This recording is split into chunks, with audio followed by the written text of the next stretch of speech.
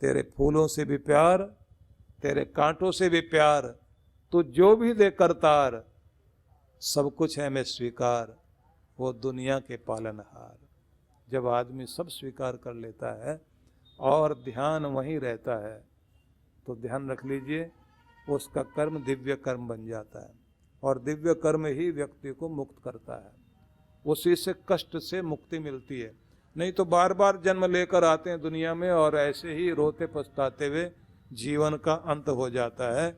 इसलिए हर दिन कहा जाता है कि सभी को कुछ न कुछ ज्ञान तो चाहिए, और ज्ञान भी किताबों के हिसाब से जो आजकल हम लोग पढ़ते हैं वो एक साधारण ज्ञान है, उसको तो इन्फॉर्मेशन कहा गया है, वो एक सूचना है। ब्रह्म ज्ञान जो है, जो आपको मुक्त करे, कष्टों से मुक्ति दिलाए, जो आपको जगाए, जो आपको इतना ऊंचा उठा दे कि आपके अंदर का देवतापन जाग जाए, तब तो है ज्ञान। और जो आपको चतुर चालाक बनाकर दूसरे का पैसा कैसे छीनना है, दूसरे को धोखा कैसे देना है, दूसरे को कैसे गिराना है, अपना मतलब कैसे साधना है, वो जो ज्ञान कहा जाता है, वो चतुराई वाला ज्ञान, वो ज्ञान नहीं है। उसको कहा गया है वो तो एक ऐसी सूचना जानकारी आपने ले ली, जिस जानकारी से आप मकड़ी जैसे अपने जालों से दूसरों को फांसती है, वो चीज़ें आपने सीख ली। आपने दुनिया को फांसना सीख लिया तो उसमें खुद भी फंसोगे। दुनिया से मुक्त होना तो ब्रह्म ज्ञानी बनना होगा। ब्रह्म ज्ञानी का भोजन ज्ञान और ब्रह्म ज्ञानी का ब्रह्म ज्ञान।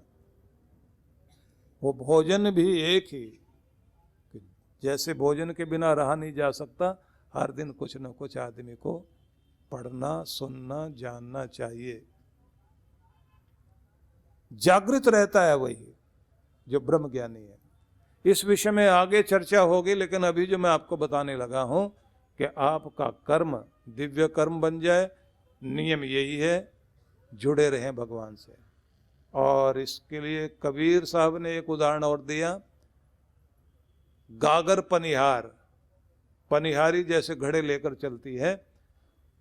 अब तो वो समय ही खत्म हो गया, क्योंकि आपके घर में गवर्नमेंट पानी पहुंचाती है। आप तो एकदम टोटी खोलते हैं, अपना टैप खोलते हैं और पानी आने लग जाता है। लेकिन अभी भी बहुत सारे महाराष्ट्र से लेकर के राजस्थान में ऐसा स्थान है जहां लोगों को बहुत दूर दूर जाकर के पानी लाना पड़ता है। लेकिन वो एक युग था जब पानी लाने के लिए कुएं से, बावड़ी से, झरने से लोग जाया करते थे। खासतौर से ये काम करते थे महिलाएं। तो एक पहाड़ी झरने से कुछ महिलाएं पानी भरकर आ रही हैं, और पानी कितना, बगल में एक घड़ा, सिर पर एक घड़ा और घड़े पर भी घड़ा, और हाथ में एक बाल्टी। अभी भी गांव में देखेंगे आप तो ऐसे महिलाएं लेकर चलती हैं, और कमर लचकती भी जाती है उनकी, उबड़ खाबड़ रास्ते पर चल रही होती हैं, और उसके बाद भी बातचीत करती हुई चलती हैं। अब यहाँ कबीर ने इस उदाहरण को लेकर इतना अद्भुत संदेश दिया कि ये जो घड़े हैं ना सिर पर, ये हैं जिम्मेदारियां। जिम्मेदारियों का बोझ सबके सिर पे है, और वो कितना है, घड़े पर घड़ा, बोझ के ऊपर बोझ, जिम्मेदारी के ऊपर फिर जिम्मेदारी। और इतनी नहीं, हाथ भी खाली नहीं है, बगल में एक घड़ा, हाथ में भी बाल्टी, दूसरे हाथ में भी जिम्मेदारी। और जिंदगी का रास्ता कैसा, उबड़ खाबड़, जिससे वो चलती भी आ रही। अब बोझ भी सिर पर है, रास्ता उबड़ खाबड़, और सहेली से बात करती भी आ रही है। मतलब दुनियादारी भी निभानी है, व्यवहार भी निभाना, बोझ भी उठाना, जिंदगी के टेढ़े मार्ग पर भी चलना है, टेढ़ा मेढ़ा मार्ग उस पर चलना पड़ेगा, जिम्मेदारियों का बोझ उठाकर व्यवहार भी निभाना पड़ेगा। लेकिन उसका घड़ा क्यों नहीं गिरता। अब यहां समझने वाली बात है कि देखो कभी उस पनिहारी को, जिसके सिर पर घड़े पर घड़ा रखा हुआ है, वो चलती है, रास्ता देखती है, लेकिन घड़ा क्यों नहीं गिरता? क्योंकि उसका ध्यान ऊपर लगा हुआ। ऊपर कहाँ? घड़े के ऊपर जो घड़ा है उसके किनारे पर ध्यान टिका रखा, वहीं से वो बैलेंस बनाए हुए है। ऊपर ध्यान लगाए रखने से उसका बैलेंस बना हुआ है। देखती जरूर है, ध्यान ऊपर, बात करती है, ध्यान फिर भी ऊपर, बोझ उठा रखा है लेकिन ध्यान ऊपर।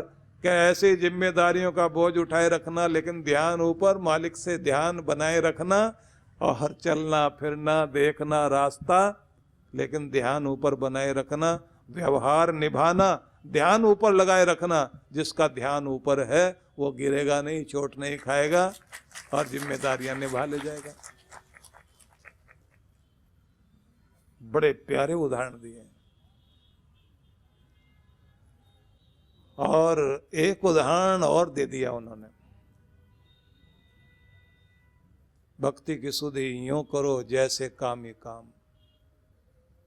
इसे दूसरे ढंग से भी कह सकते हैं कि जैसे नवविवाहिता पत्नी अपने मायके में चली जाए और वहां रहते हुए वो कुछ दिन बीत गए, उसको माँ कहती बेटा खाना खाओ, वो कहती भी रुक जाओ। क्या हुआ? बोले ये जो है ना, इनके खाने का टाइम अभी हुआ नहीं है, 1:30 बजे के लगभग खाते हैं, तो मैं 1:35 या 40 पर खाऊंगी। कि उन्होंने खा लिया होगा ना।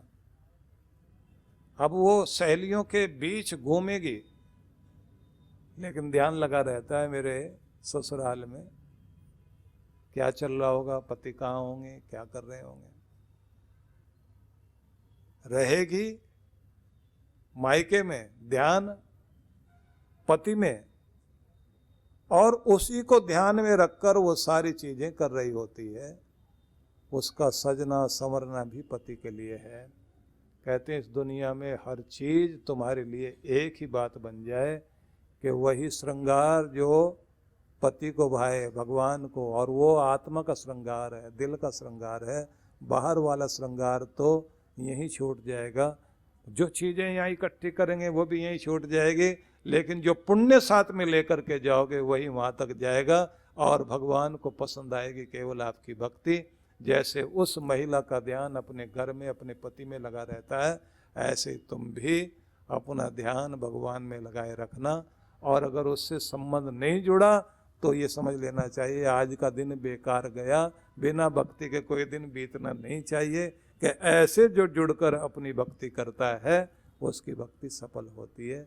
इसे भगवान ने योगस्थ शब्द से कहा है, बहुत अद्भुत कहा है। और इसे सबको याद रखना पड़ेगा कि हर दिन अपने प्रभु को याद रखें। और याद रखने का मतलब ये भी समझना कि वो आपके साथ है। उसे याद करने का मतलब ये भी है कि मैं तुझे याद करता हूं, तो भी मुझे याद करता है। और याद शब्द को इस तरह भी ध्यान देना, हिंदी में याद लिखते हैं ना, तो उसे उल्टा करके पढ़ना, शब्द बनता दया। जब हम याद करते हैं तो वो याद नहीं करता, वो क्या करता है? दया। याद करो वो दया करेगा और तुम भला करो दुनिया का, वो तुम्हें, अब भला शब्द को उल्टा कर दीजिए, बन गया लाभ, वो तुम्हें लाभ देगा। तुम नर्तकी बन जाओ परमात्मा का कीर्तन करते हुए, तो ये ध्यान रख लीजिए नर्तकी और कीर्तन दोनों उल्टा करने से एक दूसरे के सामने समझ में आते हैं। तो कहते हैं जो नर्तन करे या जो कीर्तन करे, तो कहते हैं कि अगर नर्तन करें भगवान के लिए हमारी वाणी हमारा मन, तो उसके लिए दुनिया कीर्तन करने लग जाती है। नाम नाम बिन ना रहे सुनो सयाने लोग, ये एक मीरा के लिए कहा जाता है कि मीरा ने क्या किया, कोई बेटा तो था नहीं, नाम नाम बिन ना रहे, कि नाम जपना नाम कराएगा, वो नाम दिए बिना नहीं रहेगा। कि मीरा ने कोई पुत्र नहीं जन्मा और मीरा ने कोई राज नहीं किया, लेकिन उसके बाद भी मीरा दुनिया में आज भी है, क्योंकि उसने जो नाम जपा था उसने उसका ऐसा नाम दुनिया में कर दिया कि राजा महाराजा आए और चले गए, लेकिन मीरा दुनिया से नहीं गई, उसका नाम आज भी है। तुम नाम जपने वाले बनो। तो इसलिए आपसे यह कहना चाहता हूं कि संबंध जोड़िए खुद का भगवान से, उसकी याद बनी रहे, उसे महसूस करें कि वो मेरे साथ है, उसे महसूस करें कि वो किसी न किसी रूप में मेरी मदद करता है। महसूस करें, कोई भी बहाना बनाएगा, रास्ता निकालेगा, क्योंकि जब आप कहते हैं ना कि वो है तो दया होती है। और ऐसे मैंने अनेक उदाहरण देखे हैं जिनका भरोसा होता है ना, उन पर कोई न कोई किसी न किसी तरह से वो कृपा जरूर हो जाती है। हमारे भरोसे में कमजोरी है, भरोसा आधा अधूरा करते हैं हम लोग, पूरे भरोसे करने वाले बन जाएं। भगवान आगे एक शब्द और कहते हैं, संगम त्यक्त्वा धनंजय, संसार की आसक्ति छोड़कर भगवान से जुड़ो। मतलब आपका मन जहां जुड़ा हुआ होगा, जिस चीज की अटैचमेंट होती है, ध्यान भी उसी का लगेगा। बोले अगर संसार की आसक्ति रहेगी तो भगवान का नाम लेते लेते भी चीजें याद आएंगी। अच्छा हो कि दुनिया की चीजों से ऊपर उठकर भगवान को याद किया जा सके। राजा जनक के उदाहरणों में एक उदाहरण आप लोगों ने सुना है, जिसका सार ये है कि उनसे शिक्षा लेने के लिए कोई साधु आया था जंगल से, और आकर पूछता है कि राजमहलों में रहते हो, सुंदर वस्त्र पहनते हो और अच्छे रथों में बैठकर चलते हो, फिर भी आप विदेह हो और हम त्याग चुके सारे संसार को, और हमें कहा जाता है कि आप अभी मुक्त नहीं हुए, अभी भी संसार में आसक्त हो, तो ऐसा कैसे? तो उन्होंने कहा कि अभी ये प्रश्न बाद में करना, क्योंकि समय हो गया सांझ का, सांदे वेला है, तो थोड़ा बैठकर आंखें बंद करके मालिक के साथ अपना संबंध जोड़ें। तो दोनों ही ध्यान करने बैठे और इतनी देर में कुछ खटर पटर की आवाज़ आई, तो कुछ सैनिक दौड़ते हुए आए। उन्होंने आके कहा कि आप यहाँ ध्यान मंदिर में बैठे हैं और वहाँ महलों में आग लग गई है। राजा जनक ने कहा, इशारा कर दिया कि तुम लोग जाओ। उसका मतलब ये था कि व्यवस्था करने वाले लोग व्यवस्था कर रहे हैं, और मैं जिनकी गोद में बैठा हूं वहां अपने आप को अभी जोड़े रखना चाहता हूं। इशारा ही किया कि जाओ, उसका मतलब था अपनी जिम्मेदारी निभाओ, और मैं अपनी जिम्मेदारी जिसके गोद में बैठा हूं और जिसको पुकार रहा हूं उसके प्रति समर्पित हूं, तो ध्यान वहां लगाए बैठे रहे। लेकिन वो योगी, वो साधु जो जंगल से आया हुआ था, उसको लगा कि आग लगी है तो इसका मतलब अतिथि निवास में भी आग पहुंची होगी, और वहाँ हमारा एक फटा हुआ कंबल और एक लंगोट वो रखा हुआ है, साथ में कमंडल रखा, अगर वो जल गया तो हमारे पास तो यही तो दौलत है। वो उठ के भागा, वहां से अपना सामान ला करके फिर आंखें बंद करके बैठ गया। बहुत देर बाद राजा जनक जब आंख खोलते हैं तो उनके सैनिक आकर कहते हैं, आग बुझ गई, कोई नुकसान नहीं हुआ, समय पर जानकारी मिल गई थी और सब काम ठीक हो गया। अब जनक मुस्कुराते हैं और पूछते हैं योगी से महाराज आपका ध्यान कैसा रहा? बोले ध्यान क्या रहा, हम तो भाग कर गए, अपना कंबल उठा लाए, अपना जो है कमंडल उठा लाए, और एक लंगोट बचा हुआ था वहां, वो भी लेकर आए। ध्यान व्यान तो बाद में भी हो जाएगा, ये चीजें जल गई तो। उन्होंने कहा कि ये माया थी, थोड़ी देर के लिए आपके लिए माया की गई थी, कि जब चीजें दुनिया की छूट रही हो, एक तरफ आकर्षण भगवान का हो और एक तरफ दुनिया का आकर्षण हो, तुम्हारा ध्यान चीजों की तरफ जाता है या दुनिया के मालिक की तरफ जाता है। मेरे पास इतना कुछ होने के बाद भी मेरा मोह संसार में नहीं है, ना धन में है, ना अपने महलों में है। मैं अपने फर्ज निभाता हूँ, लेकिन किसी भी चीज़ में मन नहीं अटकाता। भले ही आपके पास कुछ नहीं है, लेकिन जो कुछ है उसी में इतना बड़ा मन अटका हुआ है कि उसे छोड़ने में मुश्किल है। आपके प्राण बसे हुए हैं अपनी चीज़ों में, और जहाँ प्राण बसे हुए हैं उनको छोड़ते हुए दुख लगेगा, और जिसके प्राण दुनिया में नहीं बसे हैं, मालिक में बसे हुए हैं, उसे दुनिया छोड़ते हुए कोई कष्ट नहीं होता। वो तो आनंद में रहता है और आनंद में जाता है। कृष्ण भगवान कहते हैं योग करना, ध्यान करना, भजन करना, लेकिन आसक्ति त्याग कर करना। कि अगर आज ही, क्योंकि भक्त लोगों की प्रार्थना अजीब होती है। रात्रि की प्रार्थना क्या करते हैं? आज का प्रणाम स्वीकार करो, आज की नौकरी पूरी कर दी मैंने, आज के फर्ज निभा दिए, कुछ गलतियां हो गई, कुछ अच्छा भी किया है मैंने, सब तुम्हें अर्पित करता हूं।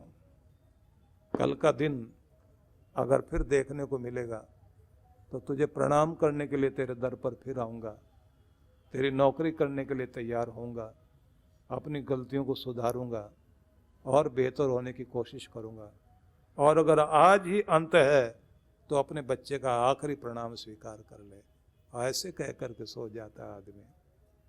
ऐसे व्यक्ति को कोई आसक्ति नहीं रहती। बिस्तर बंधा हुआ है, सब ठाट पड़ा रह जाएगा, जब बांध चलेगा बंजारा, सब छूट जाएगा यहीं का यहीं, कोई आसक्ति नहीं रहती। अन्नपूर्णा योजना, इस योजना में आप अपने एवं अपने परिवारजनों के जन्मोत्सव, विवाह की वर्षगांठ तथा दिवंगत परिजनों की पावन स्मृति में आनंद धाम आश्रम में स्थित गुरुकुल के ऋषि कुमारों एवं वृद्धाश्रम के वृद्ध जनों को सहभोज करा सकते हैं। इस अवसर पर प्रातः गुरुकुल के ऋषि कुमारों द्वारा वैदिक मंत्रोच्चारण के साथ आपके एवं आपके परिवार की मंगल कामनाओं के निमित्त यज्ञ का आयोजन किया जाता है।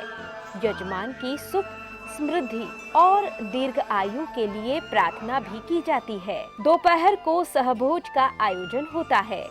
आप सपरिवार आनंद धाम पधारे, यज्ञ में भाग लें और अपने हाथों से भोजन कराकर पुण्य लाभ एवं आत्म संतुष्टि के भाव से जीवन को आनंदमय करें।